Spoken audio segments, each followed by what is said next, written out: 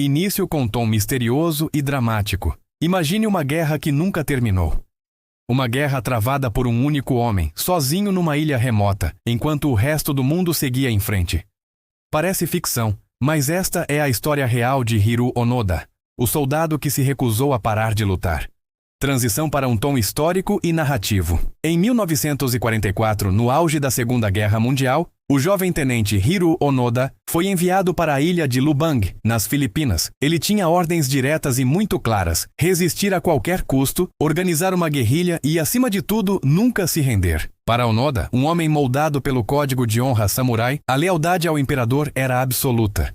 A rendição não era uma opção, era uma desonra impensável. Ele e seus homens deveriam lutar até o último suspiro, defendendo o Japão com a própria vida. O que Onoda não poderia imaginar é que poucos meses depois, em agosto de 1945, o Japão se renderia incondicionalmente, pondo fim ao conflito mais devastador da história da humanidade. Para o mundo, a guerra tinha acabado. Mas para Onoda, na selva de Lubang, ela estava apenas começando.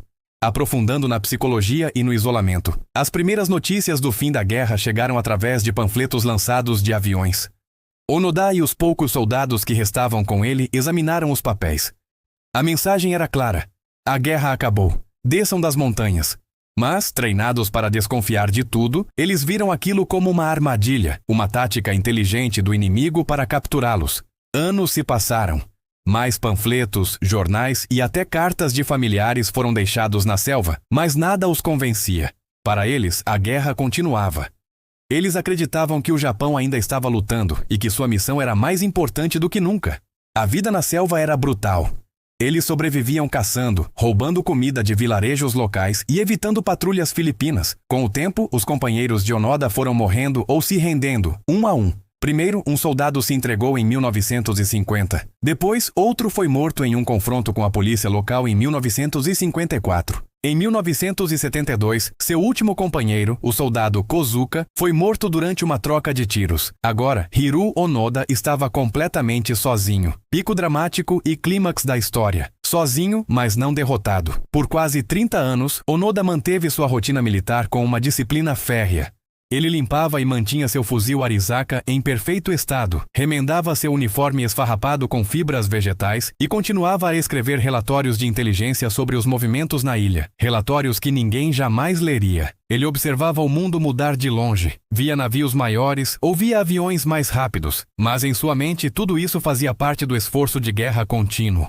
Ele era um fantasma, um soldado de um império que já não existia, lutando uma guerra que só acontecia em sua cabeça.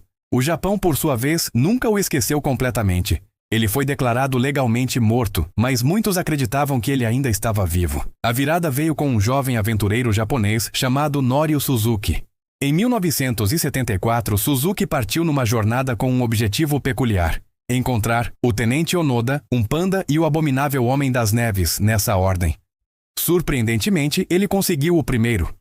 Suzuki encontrou Onoda na selva e, após ganhar sua confiança, ouviu sua história. Onoda foi claro. Ele só se renderia se recebesse uma ordem direta de seu superior. Resolução e reflexão final. Suzuki voltou ao Japão com a notícia e uma foto como prova. O governo japonês localizou o antigo comandante de Onoda, o Major Yoshimi Taniguchi, que agora era um pacato vendedor de livros. Taniguchi viajou até Lubang, vestiu seu antigo uniforme e foi ao encontro de seu soldado perdido no tempo.